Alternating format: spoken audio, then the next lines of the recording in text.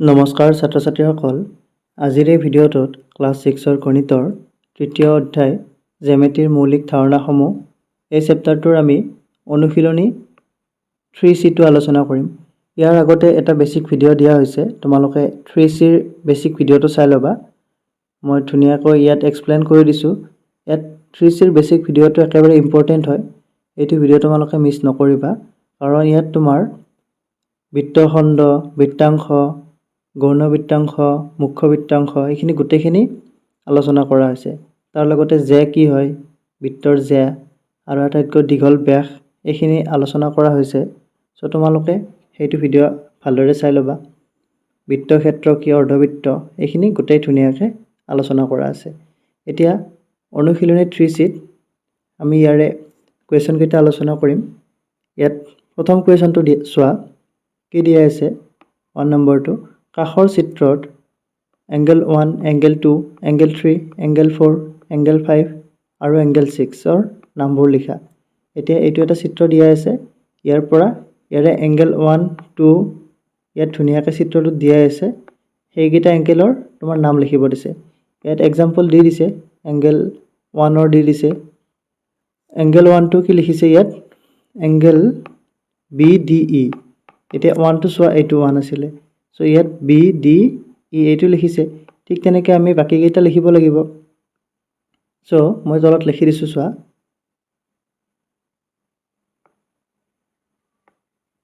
One solution কি হ'ব, এতিয়া ডাইৰেক্টলি লিখি দিছোঁ মই। এংগল 2 মানে কি হ'ব চোৱা,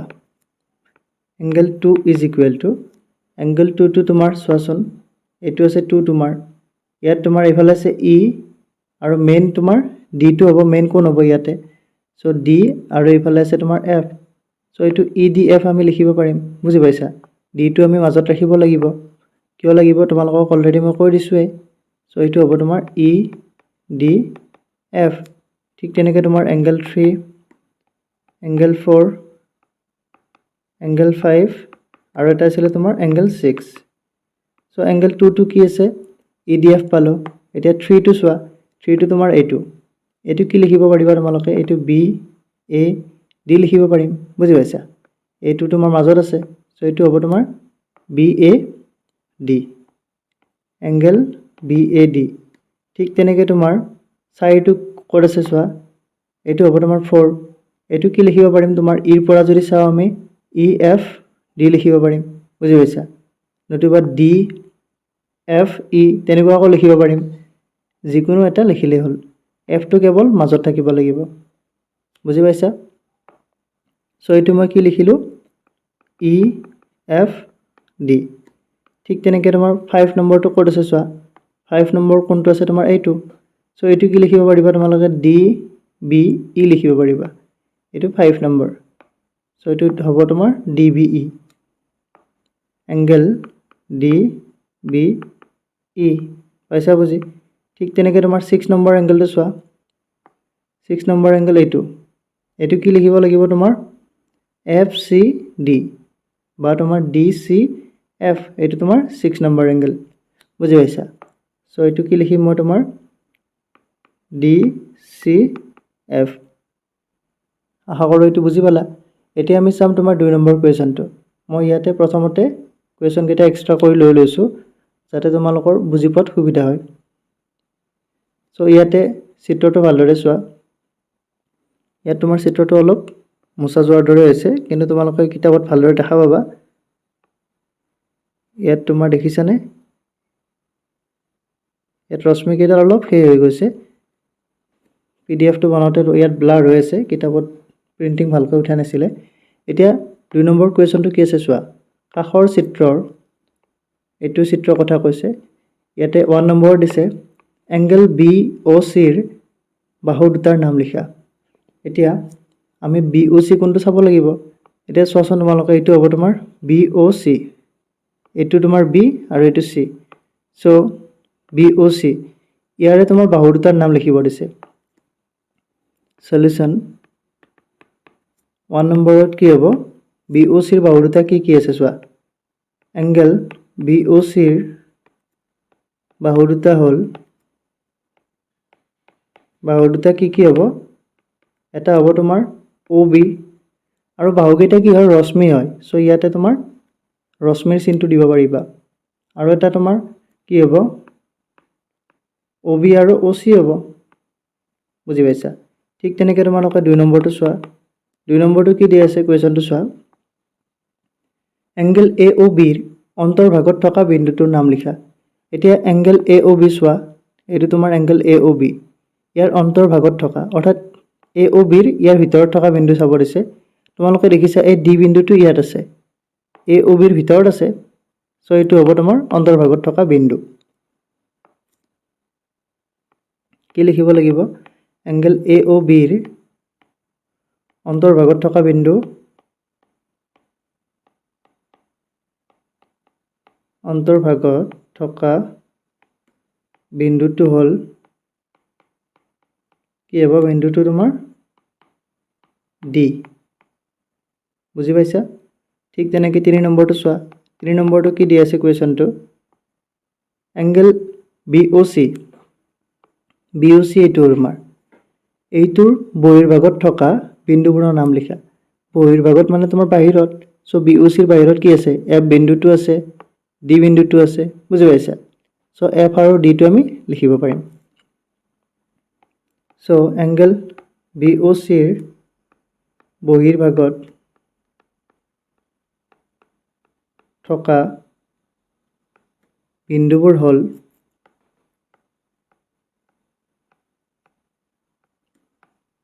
কি হ'ব তোমাৰ ইয়াতে F2 হ'ব তাৰপিছত তোমাৰ D2 হ'ব বুজি পাইছা সো 2 নম্বৰৰ আনসাৰটো এইখিনি এতিয়া আমি চাম তোমাৰ 3 নম্বৰটো কি দিয়া আছে চোৱা দিয়া আছে LMN ত্ৰিভুজটোৰ এইটো এটা ত্ৰিভুজ নামটো হৈছে LMN ইয়াৰে বাহু কেইডালৰ নাম লিখিব দিছে কোন কেইটাৰ নাম লিখিব দিছে এংগল M গঠন কৰা বাহু দুটাৰ নাম লিখিব দিছে আৰু দিছে তোমাৰ LM আৰু NL বাহু দুটাই গঠন কৰা কোনটোৰ নাম লিখিব দিছে সো এইটো একেবাৰে ইজি হ'ব এতিয়া চোৱা প্ৰথমটো আছে বাহু কেইটাৰ নাম লিখিব দিছে সো LMN ত্ৰিভুজৰ বাহু কেইটাৰ নাম হ'ব বাহু কেইডাল হ'ল ডাইৰেক্টলি লিখি দিছো বাহু কেইডাল কি হ'ব চোৱা এডাল হ'ব তোমাৰ LM ডাল হ'ব তাৰপিছত তোমাৰ MN ডাল হ'ব আৰু এটা হ'ব তোমাৰ NL আৰু তোমালোকে চোৱা ইয়াৰে আনসাৰটো তোমাৰ এইটোতে দিয়া আছে LM আৰু NL ইয়াত দেখিছা LM আৰু NL এই দুডাল দিয়া আছে তোমালোকে এডাল লিখিলে হৈ গ'ল সো কিছুমান প্ৰশ্নৰ উত্তৰ তোমাৰ প্ৰশ্নটোতে দিয়া থাকে ইয়াত তোমালোকে পাই গলা LM ঠিক তেনেকৈ তোমাৰ NL আৰু এটা আছিল তোমাৰ MN ঠিক তেনেকৈ 2 নম্বৰটো চোৱা 2 নম্বৰটো কোন কেইটাৰ নাম লিখিব দিছে এতিয়া কোন কেইটা কি হ'ব তোমাৰ এইটো এটা কোণ এইটো এটা কোণ এইটো এটা কোণ সো এইটো কোণক আমি কি বুলি লিখিম ইয়াত এংগল M বুলি দিছে ডাইৰেক্টলি সো তোমালোকে directly angle M angle N angle L তেনেকৈ দিব পাৰিবা নতুবা তোমালোকে LMN বা তোমাৰ MNL নতুবা তোমালোকে MLN এনেকৈ দিব পাৰিবা অৰ্থাৎ কোন কেইটা হ'ল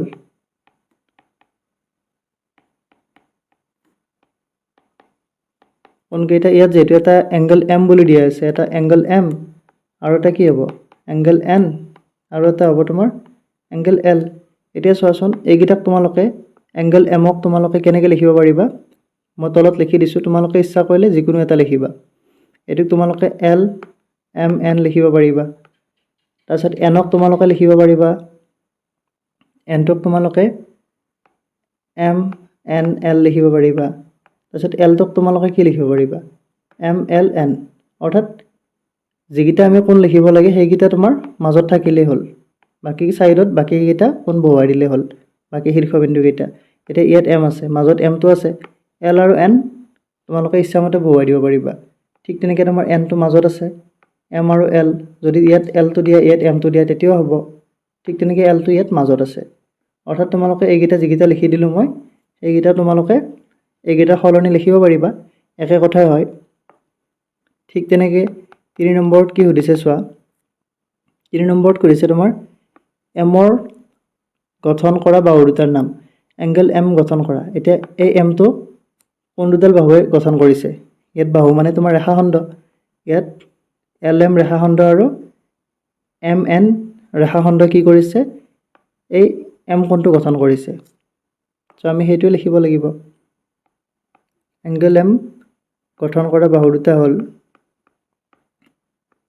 গঠন কৰা বাহু দুটাৰ নাম হল কি হ'ব তোমাৰ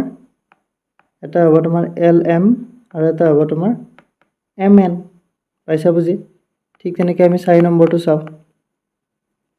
4 নম্বৰটো কি দিছে তোমাৰ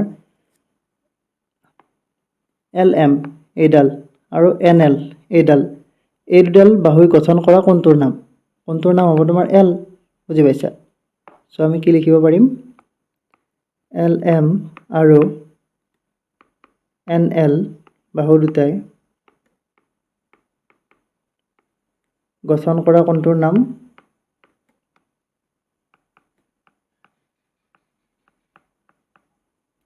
কি হ'ব তোমাৰ কোনটোৰ নাম হ'ব তোমাৰ এংগল এল পালা বুজি এতিয়া আমি 4 নম্বৰটো আলোচনা কৰিম 4 নম্বৰটো কি দি আছে চোৱা 4 নম্বৰটো দিছে তোমাৰ কাষৰ চিত্ৰটোত এতিয়া ইয়াত চিত্ৰ দি আছে এইটো এই চিত্ৰটোৰ পৰা ত্ৰিভুজ তিনিটাৰ নাম লিখিব দিছে ৰেখাখণ্ড ছয়ডালৰ নাম কোন দুটাৰ ত্ৰিভুজৰ পি আৰ বাহুৰ উমহতীয়া বাহু উমহতীয়া মানে হৈছে কমন এটো মনত ৰাখিবা কমন মানে আকৌ তোমালোকে জানা যে দুইটাতে থাকা হ'ব লাগিব ঠিক তেনেকৈ উমহতীয়া কোণ দুইটাতে থকা কোণ ইয়াৰ সলিউশনটো চাবা ত্ৰিভুজ তিনিটাৰ নাম লিখিব দিছে চিত্ৰটোত সো 1 নম্বৰটো হ'ব ত্ৰিভুজ তিনিটা হল কি হ'ব চোৱা প্ৰথমটো আমি কি লিখিব পাৰিম ইয়াতে তিনিটা ত্ৰিভুজ কি হ'ব চোৱা প্ৰথম ডাঙৰটো এটা হ'ব বুজি পালা ডাঙৰটোৰ নাম তোমালোকে পি কিউ আৰ দিব পাৰিবা সো ত্ৰিভুজক আমি এইটো চিহ্নেৰে বুজাও ত্ৰিভুজ পি কিউ আৰ এতিয়া সৰু এটা চাব লাগিব এইটো এটা চালো আমি এইটো এটাৰ নাম কি হ'ব পি কিউ এছ বুজি পাইছা সো এইটো কি লিখিব পাৰিম ট্ৰায়াঙ্গেল পি কিউ এছ ঠিক তেনেকৈ আৰু এটা কি হ'ব আৰু এটা হ'ব তোমাৰ এইটো পি এছ আৰ বুজি পাইছা পি এছ আৰ এই তিনিটা আমি পালো পি এছ আৰ ঠিক তেনেকৈ এতিয়া ৰেখাখণ্ড ছয়ডালৰ নাম সুধিছে ৰেখাখণ্ড ছয়ডাল ইয়াতে ৰেখাখণ্ড ছয়ডাল আছে ছয়ডাল বুলি কোৱাৰ লগে লগে আমাক স্পেচিয়েলি কৈ দিলেই যে ইয়াত ছয়ডাল আমি ৰেখাখণ্ড পাম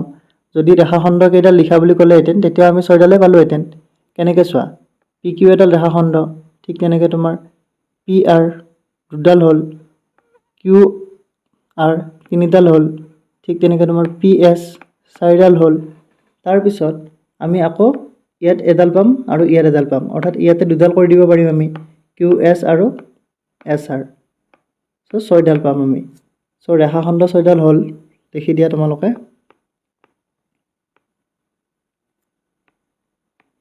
ৰেখাখণ্ড ছয়ডাল হ'ল কি হ'ব P Q P R P S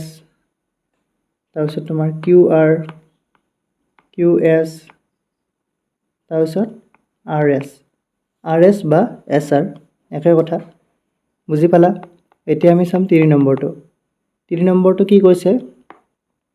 কোন দুটা ত্ৰিভুজৰ পি আৰ বাহুটো উমহতীয়া বাহু পি আৰ বাহু কোনটো চাব লাগিব আমি এইডাল হৈছে তোমাৰ পি আৰ বাহু এতিয়া কোন দুটা ত্ৰিভুজৰ উমহতীয়া মানে কোন দুটা ত্ৰিভুজত এই বাহুটো আছে এতিয়া পি আৰ বাহু থকা ত্ৰিভুজ কেইটা চোৱা তোমালোকে দেখিছা পি কিউ আৰ এই ডাঙৰ ত্ৰিভুজটোত তোমাৰ পি আৰ বাহুটো আছে ঠিক তেনেকৈ তোমালোকে চোৱা পি এছ আৰ এইটো ত্ৰিভুজতো তোমাৰ এই পি আৰ বাহুটো আছে অৰ্থাৎ পি কিউ আৰ আৰু পি এছ আৰ এই দুটা ত্ৰিভুজৰ পি আৰডাল কি হ'ব উমহতীয়া বাহু হ'ব কিন্তু এইটো ত্ৰিভুজত তোমাৰ পি আৰডাল নাই বুজি পাইছা PQS ত্ৰিভুজত PR ডাল নাই এতিয়া হেইটো আমি লিখিব লাগিব যে ট্ৰায়াঙ্গেল PQR আৰু এটা কি আছিল ট্ৰায়াঙ্গেল PSR ৰ PR কি হ'ব উমহতীয়া বাহু PR বাহুটো কি হ'ব উমহতীয়া বাহু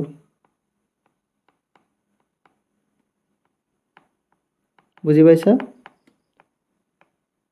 এতিয়া আমি 4 নম্বৰটো চাও 4 নম্বৰটো আছে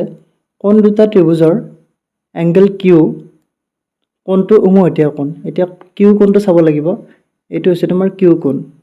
এতিয়া কোন দুটা ত্ৰিভুজত Q কোণটো আছে চোৱা ইয়াতো তোমাৰ ডাঙৰ ত্ৰিভুজটো চোৱা PQR ত তোমাৰ Q কোণটো আছে ঠিক তেনেকৈ তোমাৰ PQS তো তোমাৰ Q কোণটো আছে সিম্পল সো আমি কি লিখিম ত্ৰিভুজ PQR আৰু ত্ৰিভুজ PQS ৰ এংগল Q কোণটো উমহতীয়া কোণ বুজি পাইছা সো 4 নম্বৰটোত এইকেইটা সুধিছিলে উমহতীয়া কোণ আশা কৰো এইখিনি বুজি পালা এতিয়া আমি চাম তোমাৰ 5 নম্বৰটো দিয়া আছে O কেন্দ্ৰযুক্ত এটা বৃত্ত অঙ্কন কৰা আমি এটা বৃত্ত অঙ্কন কৰিব লাগিব যাৰ কেন্দ্ৰ হ'ব O তাৰ পিছত দিছে বৃত্তটোৰ এডাল ব্যাসাৰ্ধ এডাল জ্যা আৰু এডাল ব্যাস অঙ্কন কৰি নামকৰণ কৰা এতিয়া তোমালোকক মই প্ৰথমতে বেসিক ভিডিওত শিকাই দিছো যে বৃত্তৰ ব্যাসাৰ্ধ কোনটো হয় বৃত্তৰ জ্যা কোনডাল হয় আৰু লগতে ব্যাস কোনডাল হয় এতিয়া আমি হেইকেইটা অঙ্কন কৰিব লাগিব আৰু নামকৰণ কৰিব লাগিব অৰ্থাৎ নাম দিব লাগিব আমি প্ৰথমতে মই বৃত্তটো আঁকি লওঁ বৃত্তটো ভালদৰে আঁকিব লাগিব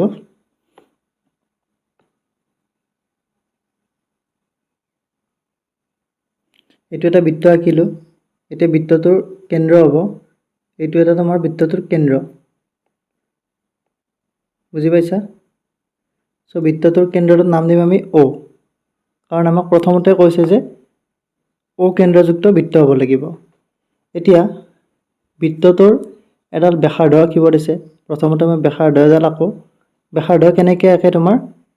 বৃত্তটোৰ কেন্দ্ৰৰ পৰা বৃত্তটোৰ পৰিধি মানে তোমাৰ বাউণ্ডাৰীটোত এটা বিন্দু ল'ব লাগিব সো A দিলো এতিয়া এইটো হ'ব বৃত্তটোৰ এডাল ব্যাসাৰ্ধ বুজি পাইছা ব্যাসাৰ্ধ হ'ল তোমাৰ এইখিনি এতিয়া এডাল জ্যা বুলি কৈছে জ্যা বুলি ক'লে কোনটোক জ্যা বুলি কয় তোমালোকক মই ধুনীয়াকৈ শিকাই দিছো যে বৃত্তৰ জ্যা হৈছে তোমাৰ যেতিয়া আমি কি কৰো বৃত্তৰ ওপৰত থকা যিকোনো দুটা বিন্দু সংযোগ কৰো বুজি পাইছা সংযোগ কৰি এডাল ৰেখাখণ্ড পাম এই ৰেখাখণ্ডডালক বৃত্তটোৰ জ্যা বুলি ক'ব সো জ্যা তোমাৰ ধৰা মই ইয়াতে এটা বিন্দু ললো তোমাৰ B বিন্দু ললো আৰু ইয়াত C বিন্দু ললো এইকেইটা যদি সংযোগ কৰি দিও এইডাল তোমাৰ জ্যা হৈ যাব বুজি পাইছা এতিয়া মই বিন্দু কেইটা তোমাৰ ধৰা ইয়াতে B বিন্দু আৰু এইটো C বিন্দু সো মই এই দুটা বিন্দু সংযোগ কৰি দিছো পাইছা বুজি সো BC এডাল কি হ'ব তোমাৰ জ্যা হ'ব আৰু কি কৈছে ব্যাস অঙ্কন কৰিব দিছে এডাল জ্যা আৰু ব্যাস অঙ্কন কৰিব দিছে সো ব্যাস তোমাৰ ব্যাস মানে কি বৃত্তৰ কেন্দ্ৰৰ মাজেৰে যাব লাগিব বুজি পাইছা সো ইয়াত এটা বিন্দু ললো ধৰা তোমাৰ বিন্দুটোৰ নাম তোমাৰ D সো D বিন্দুৰ পৰা এনেকৈ কেন্দ্ৰৰ মাজেৰে পাৰ হৈ গলো আমি যাই পিনে তোমাৰ সেইফালে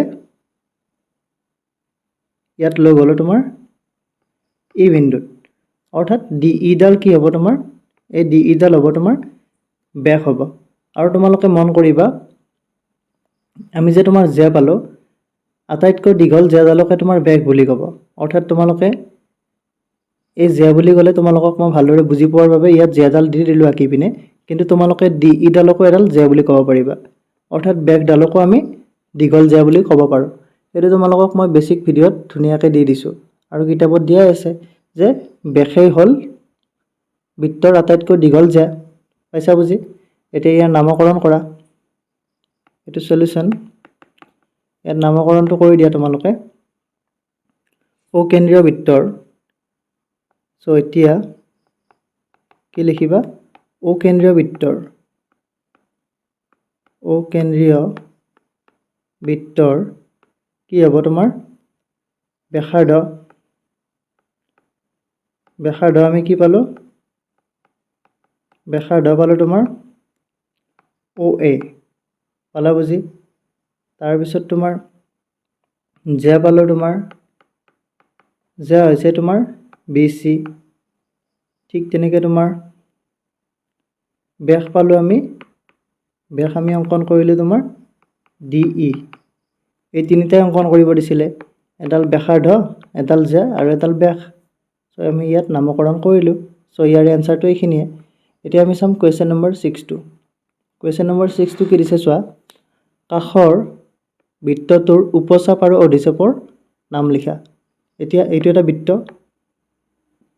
ইয়াৰে কি কৈছে উপচাপ আৰু অধিচাপৰ নাম লিখিব দিছে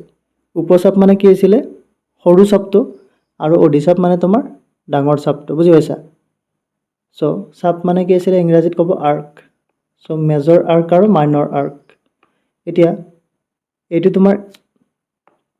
মই ভালদৰে দি দিছো এইটো তোমাৰ A বিন্দু আৰু এইটো তোমাৰ X বিন্দু বুজি পাইছা ইয়াত তোমাৰ মাজতে কি বিন্দু আছে তোমাৰ P এটা বিন্দু আছে আৰু ইয়াত Q এটা বিন্দু আছে এতিয়া ইয়াতে যদি তোমাৰ উপচাপ হয় অৰ্থাৎ সৰু চাপটো তোমাৰ APX টো হ'ব আৰু ডাঙৰ চাপটো হ'ব তোমাৰ AQX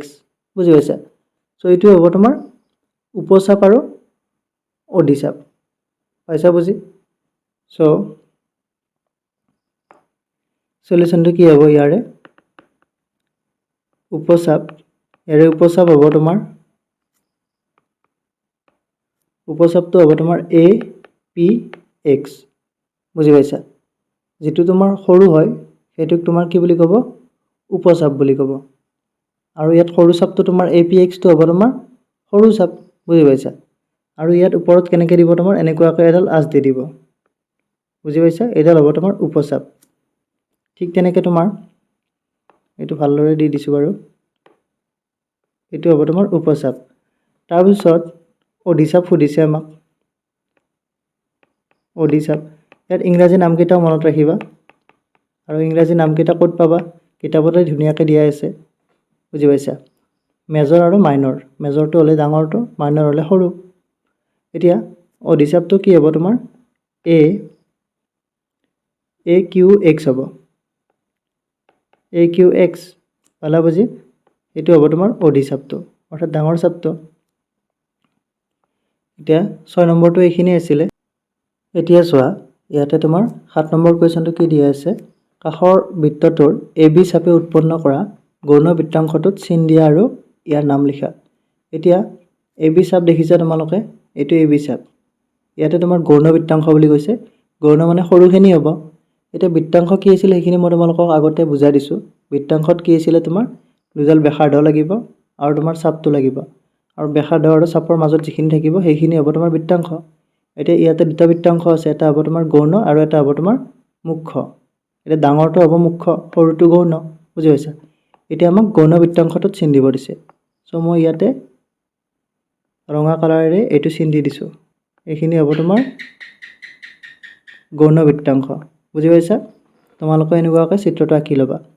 এতিয়া গৌণ বৃত্তাংশটোক তোমাক নামকৰণ কৰিব দিছে সো নাম কি লিখিবা তোমালোকে নামটো হ'ব তোমাৰ মই ডাইৰেক্টলি বৃত্তাংশটোৰ নাম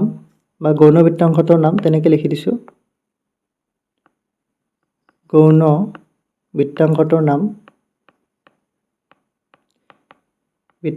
নাম কি হ'ব চোৱা ইয়াত তোমাৰ মাজত এটা P বিন্দু দিয়া আছে মন কৰিবা ইয়াত P বিন্দু এটা দিয়া আছে সো তোমালোকে ইয়াত কি বুলি মাতিব পাৰিবা APBO কি হ'ব গৌণ বৃত্তাংশ বুজি পাইছা এটো একেবাৰে সিম্পল আছিল ঠিক তেনেকৈ আৰু এটা কথা মন কৰিবা ইয়াত গৌণ বৃত্তাংশ ইয়াক ইংৰাজীত কি বুলি ক'ব তোমাৰ মাইনৰ সেক্টৰ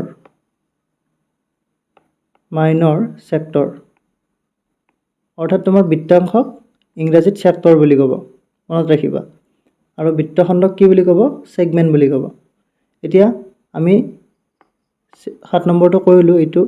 গৌণ বৃত্তাংশ আঁকিব দিছিলে এতিয়া তোমাৰ 8 নম্বৰটো চাও 8 নম্বৰটো কি আছে চোৱা কাখৰ বৃত্তটোৰ XY চাপে উৎপন্ন কৰা মুখ্য বৃত্তাংশটোৰ চিন দিয়া আৰু ইয়াৰ নাম লিখা। এতিয়া চোৱা ইয়াত এইটো বৃত্তাংশ নহয় বৃত্তখণ্ড হ'ব লাগিছিলে, কাৰণ বৃত্তাংশত তোমাৰ কি থাকিব, ব্যাসাৰ্ধ থাকিব, ইয়াত কোনো ব্যাসাৰ্ধ নাই। আৰু আমি পাইছোঁ যে যিয়ে তোমাৰ জেৰ দ্বাৰা সৃষ্টি কৰিব, যেতিয়া এডাল জেৰ দ্বাৰা তোমাৰ কি হ'ব সৃষ্টি হ'ব সেইটো তোমাৰ বৃত্তখণ্ড বুলি ক'ব। আৰু তোমালোকে অলপ মন কৰিবা, বৃত্তাংশ মানে বৃত্তৰ এটা অংশ, বুজি পাইছা? এইটো এটা বৃত্ত, এইটো এটা বৃত্ত, ইয়াৰ পৰা তোমাৰ এটা অংশ, এইটো হ'ব তোমাৰ বৃত্তাংশ। আৰু বৃত্তখণ্ড, খণ্ড বুলি কোৱাৰ লগে লগে ইয়াত ভাগ ভাগ কৰিছে, বুজি পাইছা? এইটো এটা খণ্ড, এইটো এটা খণ্ড, তেনেকৈ অলপ মনত ৰাখিবলৈ ট্ৰাই কৰিবা। এতিয়া তোমালোকে এইখিনি প্ৰথমতে এইটো বৃত্তাংশটো কাটি দিবা। মুখ্য এইটো কি হ'ব, বৃত্তাংশ নহয়, এইটো বৃত্তখণ্ড হ'ব। তোমালোকে ইংৰাজীত চাই ল'বা, বৃত্তখণ্ড। ইংৰাজীত তোমাৰ এইটো কি বুলি ক'ব, ছেগমেণ্ট বুলি ক'ব। মুখ্য হ'লে তোমাৰ মেজৰ ছেগমেণ্ট আৰু মাইনৰ ছেগমেণ্ট। ইংৰাজীত তোমালোকে চাই ল'ব পাৰিবা, মই ইয়াত তোমালোকক দেখুৱাই দিছোঁ বাৰু। ইংৰাজীত কি দিয়া আছে চোৱা, ইয়াত চেপ্টাৰ দিয়া আছে, ইয়াত ছেগমেণ্ট দিয়া আছে। চ' এইটো তোমাৰ অসমীয়াত টাইপিং মিষ্টেক হৈ গৈছে। এতিয়া ইয়াতে তোমাৰ বৃত্তখণ্ডটো কি হ'ব চোৱা, এতিয়া মুখ্য বৃত্তখণ্ডটোক আমাক কি কৰিব দিছে, চিহ্নিত কৰিব দিছে। মুখ্য বৃত্তখণ্ডটো তোমালোকে সকলোৱে চিনি পালা, মই ইয়াতে চিন কৰি দিছোঁ চোৱা, এইটো তোমাৰ মুখ্য বৃত্তখণ্ড। মই ইয়াত বেঙুনীয়া কালাৰ দি দিছোঁ, এইখিনি হ'ব তোমাৰ মুখ্য বৃত্তখণ্ড, পাইছা বুজি? আৰু ইয়াৰ নাম লিখিব দিছে, চ' নামটো কি লিখিবা আগৰ নিচিনাকৈ, সলিউশ্যন মুখ্য বৃত্তখণ্ডৰ নাম কি হ'ব, ইয়াত বৃত্তখণ্ডটো কি হ'ব তোমালোকে মন কৰিছা নিশ্চয়। ইয়াতে তোমাৰ এক্স জেড ৱাই এইটোৱে হ'ব তোমাৰ মুখ্য বৃত্তখণ্ড, বুজি পাইছা? ঠিক তেনেকৈ তোমালোকে এইফালে যদি এটা বিন্দু দিয়া, যদি গৌণটো সুধিলেহেঁতেন তেতিয়া এইফালে এটা বিন্দু দিলাহেঁতেন, পি বিন্দু এটা দিলা, এক্স পি ৱাই, এইটো এটা গৌণ বৃত্তখণ্ড হ'ল, বুজি পাইছা? এইটো তোমাৰ এক্স জেড ৱাই মুখ্য বৃত্তখণ্ড। আশা কৰোঁ এইটো বুজি পালা। চ' এইটো অনুশীলনীত এইখিনিয়ে আছিলে। আশা কৰোঁ তোমালোকে ভিডিঅ'টো চাই ভালদৰে বুজি পাইছা। আৰু তোমালোকে প্লিজ তোমালোকৰ বন্ধু বান্ধৱীৰ লগত ভিডিঅ'বিলাক শ্বেয়াৰ কৰি দিবা, আৰু তোমালোকে সকলোৱে লাইক কৰিবা, কিবা বুজি নাপালে কমেণ্ট কৰি জনাবা, আৰু লগতে চেনেলটো ছাবস্ক্ৰাইব কৰি ল'বা। Thank you, thanks for ৱাটছিং।